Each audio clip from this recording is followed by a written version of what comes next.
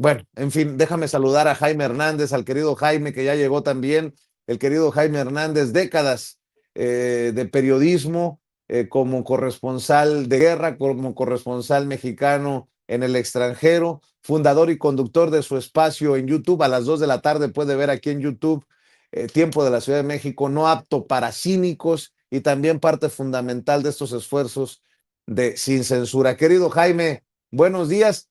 Nosotros nos agarramos ya con todo desde hace rato, pero pues hay tanto, ¿no, Jaime? Hay tanto. Ayer lo que publicó Aristegui, que tampoco la exime de responsabilidades hoy en día con el periodismo que está haciendo, pero desde aquí decir que rechazamos cualquier idea de que Sin Censura va camino a convertirse en espacios como el de Anabel Hernández. Fíjate los que defienden a Cedillo ya y que le tiran calabaza a César Gutiérrez Friego. Estoy seguro que dirán que Paco dice lo que dice por defender a César, que yo digo lo que digo por defender a César. Cuando Paco, ¿cuántos años tendrá Paco diciendo estas historias? Pero bueno, mi querido Jaime, así de turbias están las cosas en nuestro país. Pero en medio de esa turbiedad, ¿sabes? Déjame primero que nada, y yo creo que esto es necesario, ¿eh? No es porque yo la tenga, y lo he dicho no una, sino muchas veces, no es porque yo tenga una gran admiración por el maestro Paco Cruz. Yo creo que a veces sí que es necesario romper una lanza en favor del buen periodismo, de ese periodismo que se basa no solamente, como bien decía el maestro Paco Cruz, en husmear archivos, investigaciones, no, sino en patearse la calle, el territorio. Yo creo que pocas veces yo he visto una investigación tan bien realizada de la familia de Nilda Patricia, la esposa del expresidente Cedillo.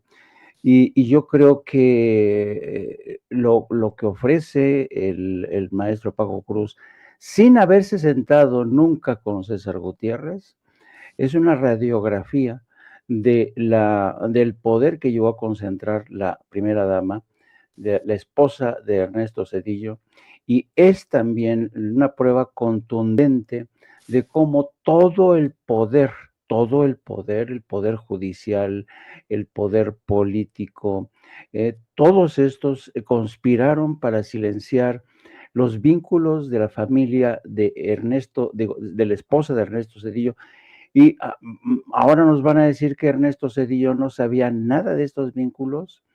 Y yo creo, siempre yo he sido crítico con la narcoliteratura barata, siempre, no es la primera vez, pero créanme que cuando digo que rompo una lanza, porque este libro, el de las damas del poder, que documenta perfectamente todo lo que ha ocurrido, las relaciones del vínculo entre la esposa de Ernesto Cedillo con los cárteles, el nacimiento de los Zetas, las traiciones al general Gutiérrez Rebollo, el sufrimiento, la persecución de César Gutiérrez, uno prácticamente lo puede encontrar ahí.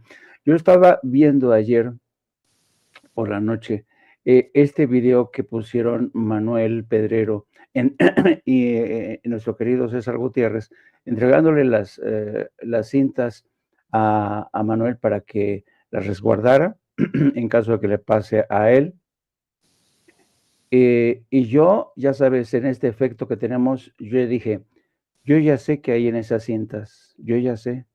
Y gracias al maestro Paco Cruz, yo ya sé lo que hay en esas cintas. Lo interesante del caso es que haya periodistas que no se hayan tomado la molestia realmente de leer, de indagar, de buscar más fuentes para mantenerse, para subirse a esta campaña de descrédito contra César Gutiérrez. Y yo creo que vivimos una época fantástica donde los auténticos periodistas, donde los auténticos maestros del periodismo siguen dando lecciones. Así es que yo consideraba antes que nada necesario, y lo digo poniendo mi nombre, mi prestigio, mi trayecto, romper una lanza en favor de un buen periodista como Paco Cruz, y yo creo que Sin Censura tiene el enorme privilegio de contar con este señor y yo de ser su compañero de viaje y su amigo. Dicho esto, queridos amigos, el tema de Carmen Aristegui, por Dios, yo ayer cuando vi esto, esta denuncia de Carmen Aristegui poniendo a este muchacho, a Germán Gómez García, el sobrino de Salvador García Soto, francamente es una invitación al sarcasmo, que Carmen Aristegui, quien fabrica campañas de descrédito para tratar de incriminar al presidente López Obrador con su marioneta Anabel Hernández, con personajes ahí extraños que tienen vínculos con el Poder Judicial, diciendo que esto es un atentado contra la democracia, la reforma judicial, se venga a escandalizar por todos los montajes de Televisa, insisto, es una invitación al sarcasmo. Y no es nuevo, todos sabíamos de cómo Televisa se habían convertido en una madriguera de Lord Montajes, ¿no? Ahí está el caso desde la época de García Luna. Yo creo que desde García Luna quedó demostrado, quedó patente cómo Televisa era capaz de alterar, de intentar alterar la realidad. ¿Cuántas veces periodistas serios dijimos, cuidado con esto, cuidado con otro, cuidado con los montajes, cuidado con estos señores que están falseando, intentando falsear la realidad? Y yo creo que lo de ayer, que por cierto ya ha tenido sus desenlaces, porque tanto Arturo Saldívar ha pedido derecho de réplica, vamos a ver si se lo da Carmen Aristegui, como Javier Tejado Donde, que ha sido abogado, ha sido un tipo siniestro, que ha estado siempre ahí en las entrañas de Televisa, cabildeando, operando, contratando, pagando los servicios de diputados, senadores para cabildear. O sea, todo el mundo lo sabía. Todo el mundo lo sabía. Y ayer platicando precisamente con el maestro Paco, decía, bueno, ¿y qué es lo novedoso? Enterarnos de que Televisa es la casa de la fábrica de las mentiras. Eso ya lo sabíamos. Y claro, a Carmen Aristegui, que es experta en recibir investigaciones prefabricadas en bandeja de plata para luego presentarse como la gran periodista independiente, creo que en esta ocasión no va a pasar por ahí.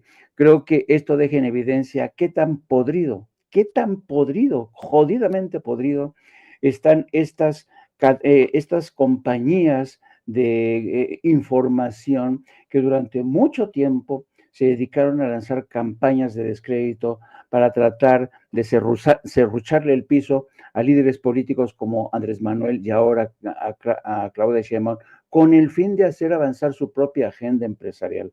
Y aquí me detengo, queridos amigos. Fíjate que me llama mucho la atención. Para mí lo importante es que involucran a Saldívar, ¿no? En todo este merequetengue, porque y dices tú, y dices bien, no sorprende que Televisa esté involucrada en esto de fabricar noticias falsas o montajes.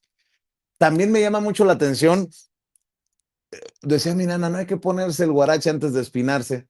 Me llama mucho la atención que salieron en chinga Javier Tejado Donde y salió Salvador García Soto para decir, sí es mi sobrino, sí es el que contratamos porque me lo pidió un amigo, pero está loco, tiene problemas psiquiátricos, ¿no? O sea, no pueden confiar en su versión. Y dices, güey, pues muy loquito, pero los trae de culo, perdón, los trae de cabeza, ¿no? Salvador García Soto dice y además queda claro que en el periodismo sí hay mucho de échame la mano, ¿no? No tenemos a los mejores en los medios de comunicación, tenemos a los que tienen los contactos. Fíjese, dice Salvador García Soto, que vergüenza debería de darle decir lo que dice. Sobre los dichos y las filtraciones que realizó Aristegui, Germán Gómez García, solo tengo que decir que son sus acciones y él debe responder por ellas. Es mi sobrino y yo lo recomendé para entrar a Televisa de buena fe. Hace casi 4 años que no tengo ningún tipo de relación ni comunicación con él. O sea, es mi sobrino, pero es su pedo. Amigos, sí es mi sobrino, pero no me vayan a mí a achacar ningún muertito, ¿eh? Ningún esqueletito. Es pedo de este loquito. Tiene problemas psiquiátricos diagnosticados y miente cuando dice que yo imploré por su silencio porque nunca supe lo que hacía en su trabajo. Lo único que intenté fue mediar porque sé que fue denunciado por el robo de equipo a la empresa en la que trabajaba. Es un adulto y es responsable de sus actos y sus decisiones con las que no he tenido ni tengo nada que ver. Mi querido Paco, no sé si has seguido también la huella de esto. Javier Tejada o Tejado, donde confirma que contrataron a este chavalillo porque metió la mano Salvador García Soto. ¿Qué cosa Salvador García Soto recomendó a su sobrino y básicamente nunca supo a qué se dedicaba? Nomás contrátalo, güey, eres compa, Javier, échame la mano con mi sobrino. No mames, qué desmadre traen. Hay Tenemos problemas en el paraíso, Houston también, en el paraíso de la élite del periodismo, ¿no? Esto es todos contra todos, mi querido Paco. Vicente, sí he seguido el caso, claro que lo he seguido, pero déjame decirte primero, yo sostengo que desde 1946 hemos tenido un número de narcogobiernos. Peña, Calderón, Cedillo, Salinas, José López Portillo, Luis Echeverría Álvarez, Miguel Alemán Valdés. Lo sostengo no ahora. Tengo años que lo sostengo y que digo por qué. Y están en los argumentos, todos los estudios que he hecho, todos los días, he vivido no sé en cuántas ciudades de este país y en el extranjero para documentar que hemos tenido narcogobiernos desde 1946 y que por décadas el narcotráfico se manejó desde el corazón de la Secretaría de la Defensa Nacional. Que ellos iniciaron el narcotráfico, fíjate lo que voy a decir, Vicente, en 1911, con dos coroneles. Con dos coroneles inició, uno de esos coroneles era Abelardo Luján Rodríguez, que en el 32 llegó a la presidencia de la República y que era en su momento, o no era, es considerado el primer gran mafioso de este país. Cuando yo publiqué Cártel de Juárez y dije eso, yo recuerdo que la familia del extinto presidente, que después conocimos como Abelardo L. Rodríguez, me iba a demandar. Ya me lo habían advertido. Y después, por ahí salió un documental en History Channel que se llama Los Embajadores de la Mafia. Y el primer personaje que aparece, es Abelardo L. Rodríguez. Yo presenté el programa, no me invitaron para hacerlo, no habría aceptado porque no acepto con nadie, pero yo les hice la presentación y la familia de Abelardo L. Rodríguez nunca me dijo nada. Así que yo sostengo que tenemos narcogobiernos desde 1932 y que el ejército fue el gran iniciador del narcotráfico en este país en 1911, cuando todavía no era narcotráfico. Claro, ¿por qué? Porque la droga era de curso legal hasta 1914, 15, 16 y hasta el 20, que se empezaron a prohibir las drogas duras. Pero, por ejemplo, en la prohibición, entre el 20 y el 29, Abelardo L. Rodríguez y otros coroneles hacían negocios con el tráfico de alcohol y ahí pasaron ¿al qué? A las drogas. Y se enriquecieron brutalmente. Así que sostengo eso, que por ejemplo Carlos I. Serrano, que era compadre de Miguel Alemán Valdés, entre los dos traficaban. Miguel Alemán Valdés era el presidente, Carlos I. Serrano, el presidente, coronel, Carlos I. Serrano, presidente del Senado. Y documenté en su momento que tenían una residencia conjunta. Ahí salían los movimientos contra el narcotráfico, ahí se juntaba el dinero, las armas y ahí se lo repartían. El extinto presidente Miguel Alemán Valdés. Así que he documentado todo eso. Y con Cedillo es lo mismo. O sea, Cedillo siguió la línea de poder del narcotráfico de todos los expresidentes, Vicente. Y en el caso de Televisa, que es, pues mira, yo le decía ayer a Jaime, me da risa. ¿Qué es Televisa? Desde Jacobo Zabludovsky, una gran fábrica de mentiras, de montajes que sirve para difamar, para crear campañas poderosas contra todo el mundo. para montajes, ¿cuántos montajes conocemos? Y yo le decía a Jaime, a mí nada más es el morbo de ver a quién van a involucrar en ciertos problemas, pero Televisa, ¿qué ha sido? Ha sido eso. ¿Cuántos años lo hemos denunciado?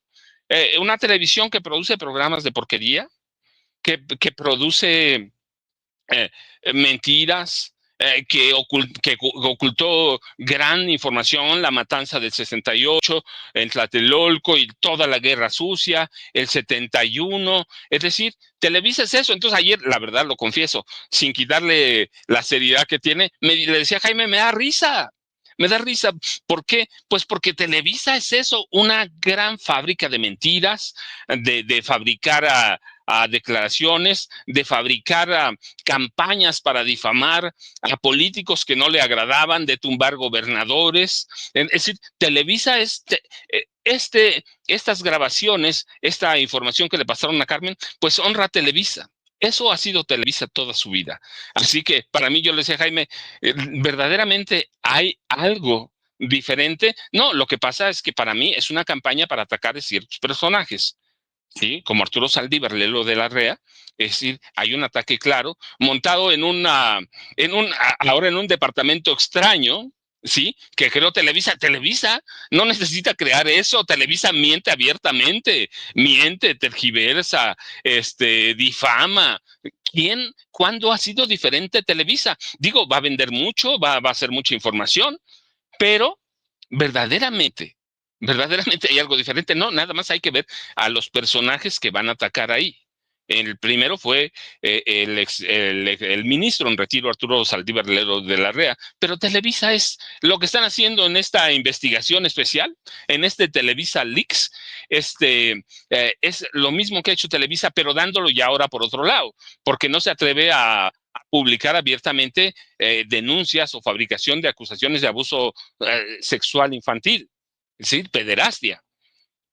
Pero si fuera otra cosa, lo hace Televisa, pero esto, bueno, pues para mí es todo un montaje para vincular a ciertos personajes de la política mexicana en problemas como como este y otros, ¿no? Y hay que ver, pero a qué personajes más se van a referir. Pero para mí, lo que hicieron Televisa no necesitaba esto, porque Televisa ha sido siempre lo mismo. Una empresa mentirosa, tramposa, manipuladora, que vivió muchos años del dinero que le entregaba el gobierno mexicano, del dinero que le entregaba el Estado. Nunca fue un negocio comercial.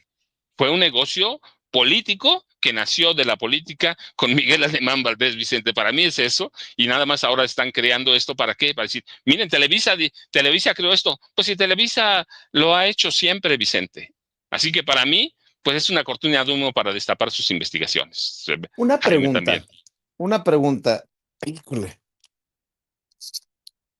¿Por qué no fui un niño normal? Pregúntenle a doña Mina. Yo me puedo quedar callado. ¿Por qué tengo que abrir el hocico? Pero bueno, ni modo. Estaría muy exagerado de mi parte decir que así como deberíamos de pedirle al colega Líbano Sáenz que dé la cara en momentos en que señalamos a Zedillo desde estas trincheras, y ahora que César Gutiérrez Priego asegura que dará a conocer estos audios,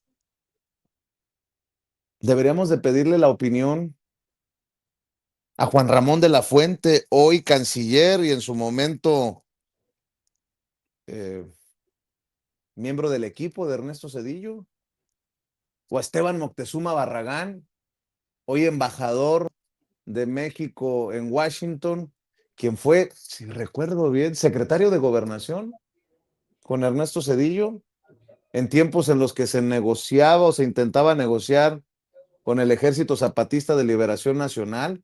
Digo, hay elementos hoy en la 4T que podrían saber también muchos detalles, muchas cosas, porque estuvieron en el equipo, pues no sé si íntimo es la palabra, pero en el equipo de Ernesto Zedillo cuando fue presidente. Ya lo dije. Me van a venir encima. ¡Ah! Vienes a golpear a la 4T, maldito caballo de Troya, chayotuber. Bueno, ya lo dije, mi querido Jaime. No, hay que tener en cuenta que Ernesto Zedillo fue un hombre poderoso durante su mandato y después de su mandato. Todo el mundo sabía que Ernesto Zedillo tenía muchos cadáveres en el armario. Tú has hecho referencia a unos que otros que fueron testigos de cómo se manejó esta presidencia. El golpe de Estado, como dice el maestro Paco Cruz, al aparato de justicia, cómo se deshizo de los ministros, cómo nos trata de vender ahora la historia de esta reforma judicial del 94 que prácticamente convirtió al aparato judicial en una madriguera de ladrones, de complicidades con el crimen organizado. Pero mira, para que veas, porque no, Ernesto Zedillo, yo no sé cómo se ha atrevido a salir de su madriguera, de esta, yo le digo que parece una zarigüeya con gafas. Yo no sé cómo esta zarigüeya con gafas se ha atrevido a salir de su madriguera para convertirse en el nuevo portavoz en defensa o contra la reforma del aparato de justicia. ¿Qué no se da cuenta el riesgo que corre? Que tiene tantos cadáveres en el armario. Ahí tenemos el caso que ha expuesto el maestro Paco Cruz, los vínculos de su esposa, de la familia de su esposa con el crimen organizado, la creación de los Zetas, los crímenes que se cometieron, todos los montajes que se realizaron para convertir en víctimas, en una larga lista de víctimas. Y ojo, también estamos perdiendo aquí todo lo que fueron los asesinatos de Aguas Blancas, todo esto que sigue ahí. Bueno, para que tengan una idea, muchos se preguntarán, ¿por qué Ernesto Zedillo nunca pagó factura con el tema de los crímenes de lesa humanidad aquí en México? Pues porque controlaba el aparato judicial. Pero fíjense, todavía hay más.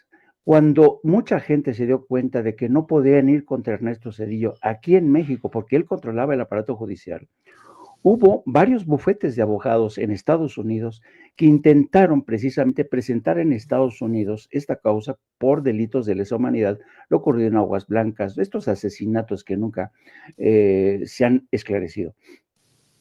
El gobierno de México, a través de Relaciones Exteriores y específicamente a través del ex embajador de México en Estados Unidos, Arturo Sarucán, movieron cielo, mar y tierra ante el Departamento de Estado para conseguir blindar el blindaje que necesitaba Ernesto Zedillo para que no se le persiguiera por un tema, por delitos de lesa humanidad, por el tema de Aguas Blancas y todo esto. Para que vean el poder que ha tenido Ernesto Zedillo dentro y fuera de México, durante su mandato y posterior a su mandato. Y todos estos personajes que tú acabas de mencionar, Vicente Serrano, empezando con Líbano Sanz sabía que Ernesto Zedillo tenía una serie, un rosario de crímenes que esclarecer. Y yo recuerdo cuando platicando con él en Madrid, una vez que terminó el sexenio de Ernesto Zedillo, le pregunto, oye, ¿y tú qué opinas de Ernesto Zedillo, de todo esto que le ha acompañado? ¿Sabe lo que respondió? La historia se encargará de juzgarlo. Ay, no mames. Es lo que te dicen ahora todo el mundo. La historia se encargará de juzgar a este hombre. Pues no, porque la gente no necesita esperar para tener en claro quién fue Ernesto Zedillo, gracias a la labor de periodistas como Paco Cruz, gracias. ¿Y tú crees que toda esta gente que hoy forma parte de la 4T no sabe todas las pillerías de Ernesto Zedillo? Pues claro, callan, ¿por qué? No, pues eso ya quedó en el pasado, hermano, ya quedó en el pasado, ¿no? Así es que así están las cosas, querido Vicente. No, el pasado. Ya llegará la doctora Claudia Sheinbaum en cualquier momento. Le recuerdo que a las 2 de la tarde, tiempo de la Ciudad de México, hay que ver No Apto para Cínicos en el canal del querido Jaime Hernández. Y a las 7, tiempo de la Ciudad de México, vea al maestro Paco Cruz, al querido Jaime Hernández y a Norman Pearl en duelo de bastones. No se crea. A las de 7 a 9. Ahí están esperándolo Norman Pearl, Jaime Hernández y Paco Cruz. Fíjense nada más porque es relevante destapar, jalarle la cobija a Zedillo. Fíjense cómo cierra lo que publica en Letras Libres de Enrique Krause.